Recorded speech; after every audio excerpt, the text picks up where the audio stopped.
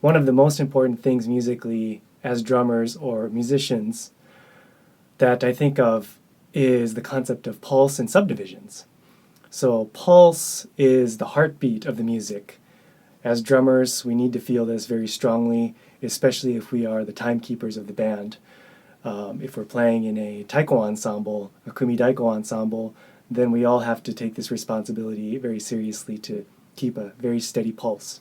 So the best way I can think of to demonstrate the importance of pulse and to practice is to keep the pulse on your foot.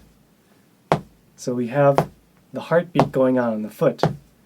1, 2, 3, 4. 1, 2, 3, 4. So that's our beginning, that's our pulse. The next thing we're going to do,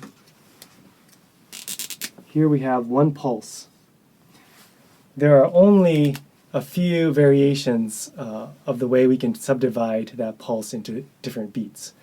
And the first one, the simplest one, is into 2. We would count that 1 and 2 and 3 and 4 and 1 and 2 and 3 and 4 and 1 and 2 and 3 and 4 and 1 and 2 and 3 and 4 and. So we could have 2 notes, we could have a rest note, we could have a note, rest, and different combinations once we start to string together different rhythms. The next rhythm that we can do, subdivide into, would be 3s, triplet. So you could count this 1 and 2 and 3 and 4 and 1 and 2 and 3 and 4 and 1 and 2 and 3 and 4 and 1 and 2 and 3 and 4 and. So here we could have 1 note, 2 rests, we could have rest, note, rest, we could have rest, rest, note, and then different combinations of 2s as well. When we play the first note, rest on the second, and play the third, that's known as a shuffle or swing beat, very common in Taiko literature or Taiko repertoire, where we play do, ko, do, ko, do, ko, do, ko, do, ko, or shimedaiko, te, ke, te, ke, te, ke, te, ke. So that's just simply the pulse or the beat divided up into 3, and instead of playing all 3 subdivisions, we only play the first and the third. So that's the way we can think about that.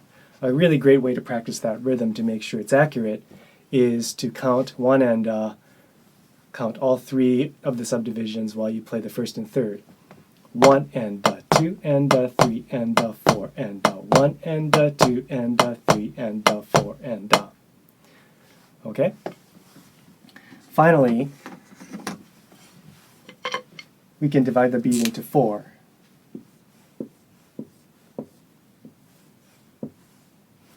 That would be 16th notes. We would count that 1 E and 2 E and 3 E and 4 E and 1 E and 2 E and 3 E and 4 E and. So there aren't that many combinations, even with 4 subdivisions per pulse, of what's possible rhythmically. So we could have, of course, 1 note, 3 rests. We could have rest, note, rest, rest, and such. We could have 3 notes and 1 rest in different combinations. We could have 2 notes, 2 rests, 1 note, 3 rests. So there are actually only a few combinations. Once we study all of those, then we have a better idea of the vocabulary, and especially what's very important is the way we place these notes. So once you know how to count them, once you know how to notate them, then you have a much better opportunity to place each note so that especially tricky subdivisions, tricky syncopations will be much more accurate rhythmically. And the really important part of that point is that other musicians will be playing based on those same subdivisions. So if you're trying to play something tight with other musicians, especially in a collaboration situation where you don't have a lot of time to work together, then if you know your pulse and subdivisions concept is solid, hopefully your collaborators' concept of pulse and subdivisions are solid, And once you come together, they should fit very well together. It's kind of like the laws of rhythm. Doesn't mean that we have to play metronomically or mechanically at all. It just means that we understand how everything fits together, and then if it's an interlocking part, we understand how it goes together. If it's a unison part, it's going to sound very, very together. So there are some other subdivisions, but by far these are the main ones. And sometimes we combine them to create polyrhythms. For example, if you play 2 and 3, that's a 2 versus 3 polyrhythm. The most common polyrhythm in the world sounds like this.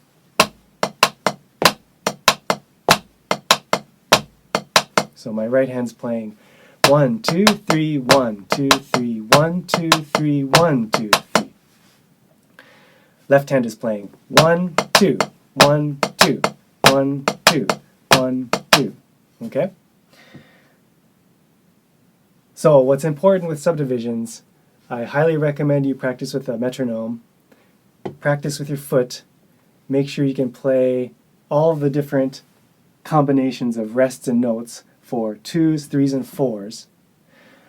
And when you can do that, you can start to combine them and start to add your own improvisation and see maybe the pieces you're playing in your group, see them in a little bit different way where you totally understand how everything fits together.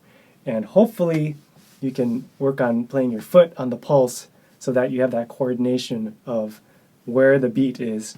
If you're playing with a metronome, your foot would be on the metronome, and then the stuff that you're actually playing on the hands. Hopefully you understand that fully and you develop the independence or interdependence to make sure that you can play them together. Another great way to work on this concept with your ensemble would be to make sure everybody can tap the foot while playing the whatever rhythm it is. And then hopefully all of your feet are together, and hopefully all of your hands are together with your feet, and then the rhythm should come together very nicely.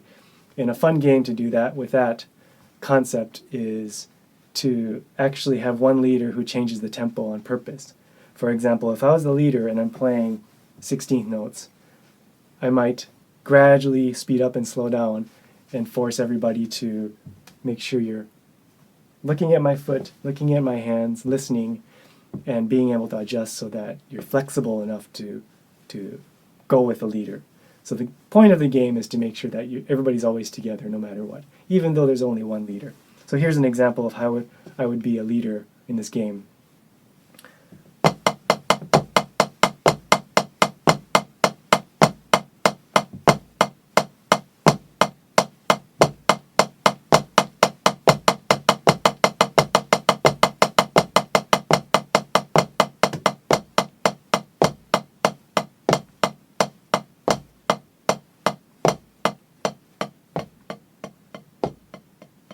We could also introduce dynamic changes.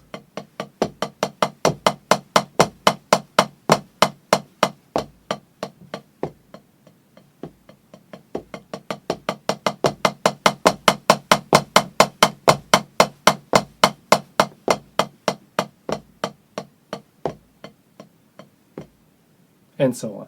It's a really fun game to play just with rhythms like this, and then expanding that into maybe some of the rhythms that are in the pieces that your group plays. It's a very good way to make sure everybody's listening, everybody's flexible enough to be able to go with a leader, and then making sure the leader role is changed throughout the group so everybody has a chance to feel what it's like to lead, making sure the changes are gradual enough that it's possible to follow.